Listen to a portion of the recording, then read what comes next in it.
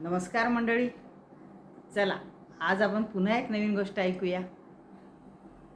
संत रोहिदास यांचं नाव आपण ऐकलंच असेल. अतिशय महान संत. आता एक वेळा त्यांच्याकडे त्यांच्या गावातील एक धनिक चप्पल घेण्यासाठी आला. ते चर्मकार होते आणि आपलं नेहमी चपला बनवण्याचं शिवण्याचं काम ते करत असत. मग त्या धनिकांनी म्हटलं की बा मला एक चांगली चप्पल तयार करून द्या, जेणेकरून मला काशीला जायचं आहे गंगा स्नानाला, तर माझं कार्य तीर्थयात्रा पूर्ण होईल असं मला अशी छान एक चप्पल तयार करून द्या. संत रोहिदासांनी म्हटलं ठीक आहे, मी तुला छान चप्पल तयार करून देतो. आणि मग ते आपल्या कामाला लागले. काही दिवसांनी तो आला चप्पल घेण्याकरता. संत रोहिदासांनी त्याला चप्पल दिली आणि तो म्हणाला मी आता गंगा दर्शनाला जात आहे. तर साहजिकच संत रोहिदासांनी म्हटलं की असं कर, तू गंगा दर्शनाला जात आहे ना, तर असं कर, माझा हा एक पैसा गंगेच्या पात्रामध्ये गंगेला अर्पण करशील म्हणे. तर तो हसायला लागला. त्याला वाटलं एक पैशाची काय किंमत बुवा. तरी त्याला माहीत होतं की रोहिदास हे महान व्यक्ती आहे. आणि म्हणून त्याने तो एक पैसा घेतला आणि म्हणे ठीक आहे रोहिदासजी, मी हा पैसा गंगेला अर्पण करेन. म्हणे ठीक आहे. असं करत करत तो धनिक, तो श्रीमंत व्यक्ती गंगा दर्शनाला गेला. त्या ठिकाणी गेल्यानंतर त्याने गंगा स्नान वगैरे केलं आणि त्याच्यासोबत काही त्याची मित्रमंडळी होती. गंगा स्नान झाल्यावर त्याला आठवलं की अरे, संत रोहिदासजींनी आपल्याकडे एक पैसा दिलेला होता गंगा मातेला अर्पण करायला. लगेच त्याने आपल्या पुरचुंडीतून तो एक पैसा काढला आणि गंगेच्या पात्रामध्ये गेला आणि गंगा मातेला त्याने प्रार्थना केली की हे गंगा मैया, हा एक पैसा संत रोहिदासजींनी तुला द्यायचा सांगितला आहे आणि म्हणून हा मी तुला अर्पण करत आहे. असं म्हणून त्याने तो पैसा याच्यामध्ये टाकला. जसा पाण्यामध्ये तो पैसा टाकला तर तो पैसा घेण्यासाठी गंगा मैयेचा हात पाण्यातून वर आला. गंगा मातेने तो हात वर करून तो पैसा आपल्या हातामध्ये घेऊन घेतला. आता हे पाहून एकदम त्या श्रीमंत व्यक्तीचे, त्या धनिकाचे एकदम डोळे विस्फारले गेले आणि तो त्या हाताकडे, त्या सुंदर हाताकडे पाहतच राहिला. कारण तो गंगा मैयेचा हात होता. तो पाहिल्याबरोबर त्याला आश्चर्य वाटलं आणि म्हणून तो काही काळ स्तब्ध त्या हाताजवळ उभा राहिला. मग गंगा मातेने त्याला म्हटलं की हा ठीक आहे, संत रोहिदासाचा पैसा मी हा स्वीकार केला आणि त्याच्या बदल्यात माझ्या हातातलं हे कंगण तू संत रोहिदासाला दे. ते पाहून तो आश्चर्यचकित झाला. पण त्याने ते कंगण घेतलं, आपल्या पिशवीमध्ये बरोबर चुपचाप ठेवून दिलं आणि तो काठावर आला. काठावर आल्यानंतर पूर्ण आपलं तीर्थयात्रा संपवून आपल्या घरी येईपर्यंत त्याच्या मनामध्ये फक्त एक आणि एकच विचार होता की अरे, गंगा मातेने हा एक पैशाच्या बदल्यात एवढं मोठं कंगण या संत रोहिदासाला दिलं आणि त्यांना या पैशाचं काय काम आहे, या कंगणाचं काय काम आहे बरं. असा विचार करत करत करतच तो आपली तीर्थयात्रा संपवून घरी आला. घरी आल्यानंतर साहजिकच त्याला मोह झाला आणि त्याला असं वाटलं की हे कंगन रोहिदासाला कुठे माहीत आहे, हे कंगन आपण घेऊन घेतलं तर आपल्याला याचा खूप पैसा मिळेल. मग हे कंगन आता कोणाला द्यावं. आता एवढ्या महान कंगनाची किंमत कोण बरं आपल्याला देऊ शकणार. मग त्याच्या लक्षात आलं, अरे, राजालाच हे कंगन आपण सुपूर्द केलं तर आपल्याला याचे खूप पैसे मिळतील. असा विचार करून तो राजमहालात गेला आणि राजाला सांगितलं की माझ्याजवळ असं असं सुंदर कंगन मी बनवलेलं आहे, आपण ते राणीसाठी घ्या राजेसाहेब. राजाला आनंद झाला. ते कंगन पाहून राजाही अतिशय आनंदित झाला. अरे वा, काय सुंदर कंगन आहे. कारण पृथ्वी मोलाचं कंगन ते, त्याला पाहून कोण मोहित होणार नाही. साहजिकच त्या कंगनाला पाहून राजासुद्धा अतिशय मोहित झाला आणि म्हणाला की खरंच माझ्या राणीला हे कंगन किती छान दिसेल आणि तिला हे किती आवडेल. म्हणून लगेच त्याने ते आपल्या राणीला भेट म्हणून दिलं. त्या राणीला तर इतका आनंद झाला की तिचा आनंद गगनात मावेनासा झाला. तिने पाहिलं, अरे वा, किती सुंदर कंगन आहे. आणि म्हणून तिने ते कंगन मिळाल्या क्षणी आपल्या हातात घातलं. हातात घातल्याबरोबर तिच्या लक्षात आलं की अरे, कंगन तर एकच आहे, असंच कंगन आपल्याला दुसरंही हवं होतं. म्हणून ती लगेच राजाला म्हणाली की राजेसाहेब, हे एकच कंगन आहे, असंच मला दुसरं कंगनसुद्धा पाहिजे आहे. मग राजेसाहेब म्हणाले ठीक आहे, ज्या व्यापाऱ्याने मला हे आणून दिलं त्यालाच मी असंच दुसरं कंगन बनवायला सांगेल. आणि म्हणून लगेच राजाने दुसऱ्याच दिवशी त्या धनिकाला, त्या श्रीमंत व्यक्तीला बोलावलं आणि सांगितलं, अरे हे कंगन तू कसं बनवलंस, कुठून आणलंस? असंच कंगन दुसरं आम्हाला अजून पाहिजे आहे, कारण राणीच्या एकाच हातात कंगन आहे, दुसऱ्या हातात ती काय घालणार, आणि म्हणून तू असंच कंगन मला दुसरं दे.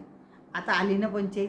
आता कुठून देणार आहे कंगन, कारण हे कंगन तर त्याला माहीत होतं की हे कंगन तर आपल्याला गंगा मैयाने दिलेलं आहे. आता हे कंगन आपण कसं काय देणार आहे राजेसाहेबाला, आणि म्हणून तो चिंतेत दूर झाला.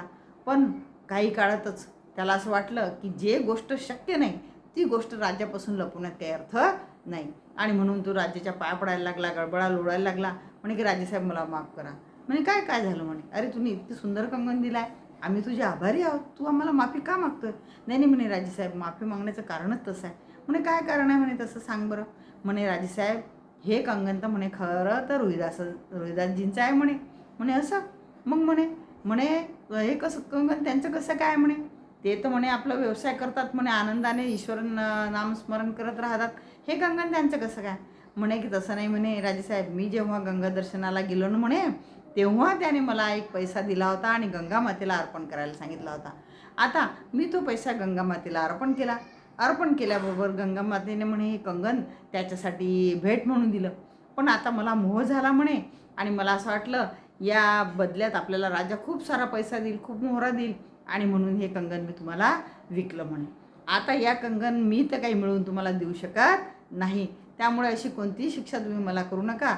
आणि तुम्हाला असं कंगन जर हवंच असेल तर तुम्ही मात्र संत रोहिदासजींच्या जवळ चला, म्हणजे आपल्याला या असं कंगन कसं मिळवता येईल हे आपण, आणि त्यांच्याजवळून परत एक पैसा घेऊन आपण गंगा मातेला अर्पण करू, त्याच्याशिवाय आपल्याजवळ दुसरा कोणताच मार्ग नाही. राजेसाहेब म्हणाले ठीक आहे.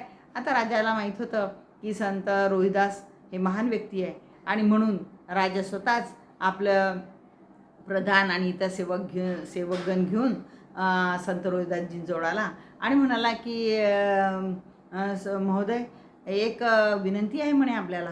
म्हणे काय?